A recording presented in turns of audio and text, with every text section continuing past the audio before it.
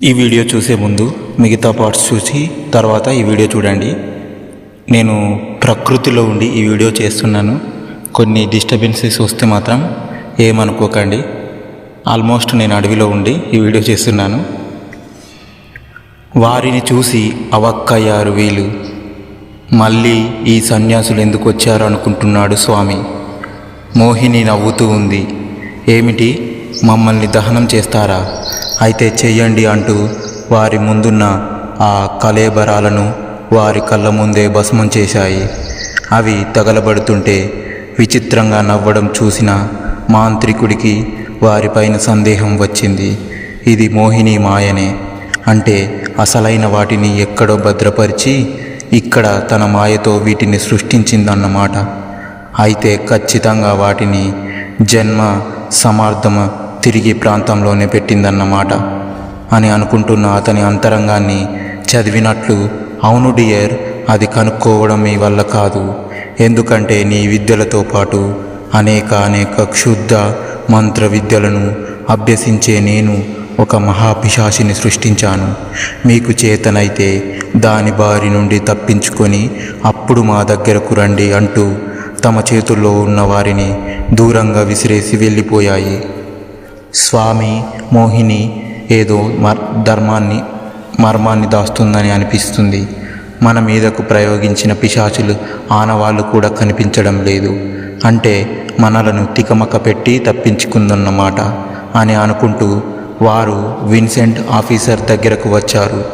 వారికి స్పృహలో లేని వారిద్దరిని చూస్తూ అసలే చావు తప్పి కన్నులు పుట్టబోయినట్లు ఒకసారి తప్పించుకున్న వాళ్ళు మళ్ళీ ఎందుకు వచ్చారనుకుంటూ వారిని ఎంత లేపినా వారు కదలలేదు. కొంపదీసి కడుపులో కొండలేమన్నా పెట్టుకున్నారా? వారిని లేపడానికి ప్రయత్నిస్తున్న వారి గొంతులను గబుక్కున పట్టుకొని పైకి లేపారు.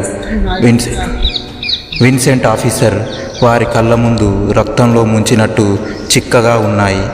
వారి చేతి గోర్లు క్షణక్షణం పెరుగుతూ వారి గొంతులను గాయం చేయసాగాయి.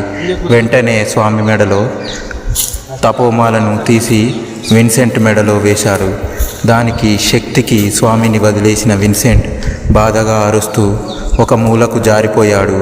అది గమనించిన మాంత్రికుడు మంత్రదండంతో తను ఆ ఆఫీసర్ని అలాగే చూసి తప్పించుకున్నాడు. కానీ పడిపోయిన వారి నుండి వస్తున్న రెండు శక్తులను సుడిగాలి మాదిరిగా తిరుగుతూ బీభత్సం సృష్టిస్తోంది.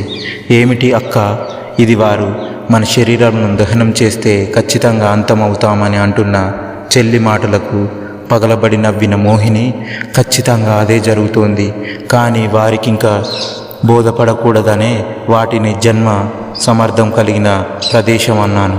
కానీ పిచ్చోళ్ళు వారి కళ్ళ ముందే ఉన్న వాటిని గమనించలేకపోతున్నారు. అదే మన అదృష్టం.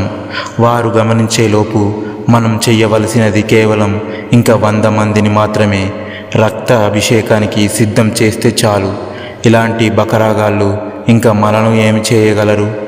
అప్పుడు శాశ్వతంగా ఈ మౌంట్ హిల్ని చీకటి సామ్రాజ్యంగా మార్చి ఇక ఎల్లకాలం మనమే ఇలా సంతోషంగా ఉంటాము అని అంటున్న మోహిని మాటకు అడ్డు తగులుతూ అది జరగదంటూ వినవచ్చిన వైపు కోపంగా చూసింది. ఇంకా ఉంది. నేను కొన్ని అనుకోని పరిస్థితులలో ఈ వీడియో చేయాల్సి వచ్చింది. ప్లీజ్ అర్థం చేసుకుంటారని ఆశిస్తున్నాను.